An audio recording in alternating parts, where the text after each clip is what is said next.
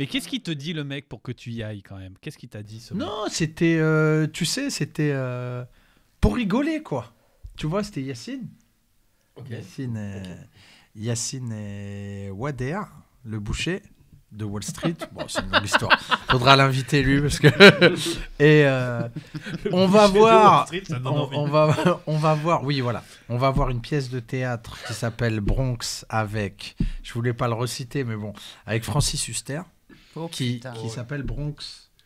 Et c'est c'est l'adaptation du film Il était une fois dans le Bronx. Je te crois pas. Il a fait ça. Ouais. Il a osé. Ouais, il a fait ça avec De Niro. C'est le premier film de Niro. Ouais, qui est super. Il est génial, le film, il est génial. Et donc, on va voir ça parce que nous, on voit Bronx, une pièce de théâtre avec lui, Francis Huster. Pour nous, on connaît pas Francis Huster, on sait que c'est le mec de Dîner de con.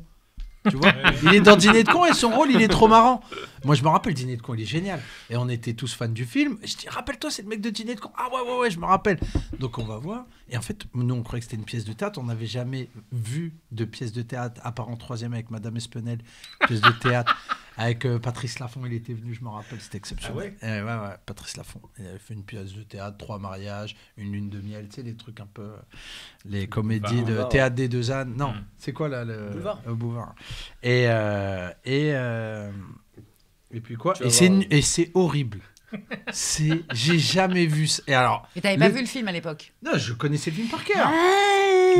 Donc t'as pris une grosse calotte. Donc nous, on connaît les répliques du film. On connaît. Vous êtes prêts, quoi? On est prêts.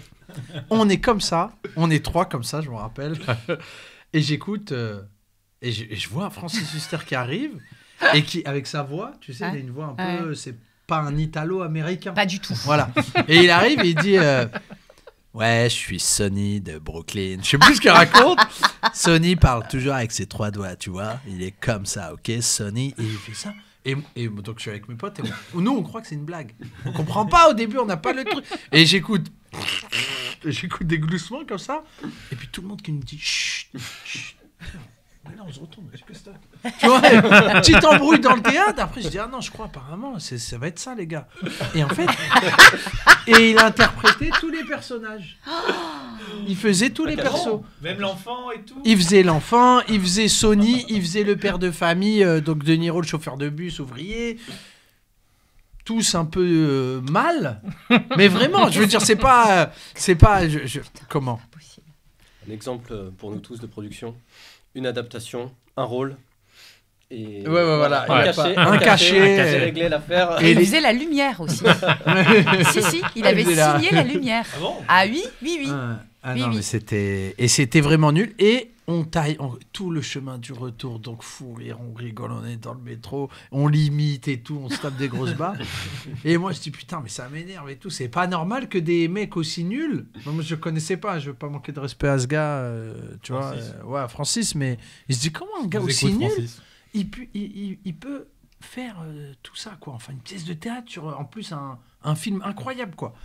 Et c'est là qu'il me dit ouais, mais toi tu parles, tu nous fais rire, t'es marrant, mais tu fais rien. T'aurais pas le courage de faire ce qu'il fait. Ah, ça m'a un peu... Piqué. Tu vois, ce qu'il me dit, en gros, tu parles, mais tu fais rien, t'es comme tout le monde, quoi.